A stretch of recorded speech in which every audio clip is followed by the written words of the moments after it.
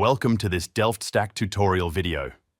In today's video, we'll learn how to change the font in Safari on your MacBook. This is useful if websites look too small to read comfortably or if you want text to appear larger without changing the overall font size of macOS. Let's go straight to it. First, open Safari on your MacBook. Then move to the top menu bar and click Safari, followed by Settings. On some older macOS versions, this may appear as Preferences. Once the Settings window opens, switch to the Advanced tab.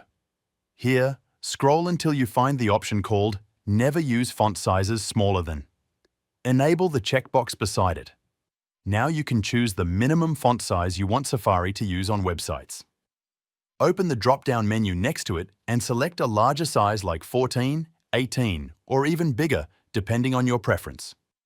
Once selected, Safari will automatically prevent websites from showing text smaller than that size.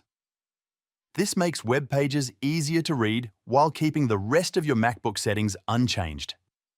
If this video is helping you so far, please like the video and subscribe to Delft Stack for more quick Mac and iPhone tutorials. There's also another useful method if you only want to make web pages appear larger temporarily. While browsing in Safari, press Command and the plus key on your keyboard to zoom in on the current web page. To zoom back out, press Command and the minus key. This increases the size of text, images, and web page elements together. You can also press Command +0 anytime to reset the web page back to its default size. Another helpful option is setting a permanent zoom level for all websites.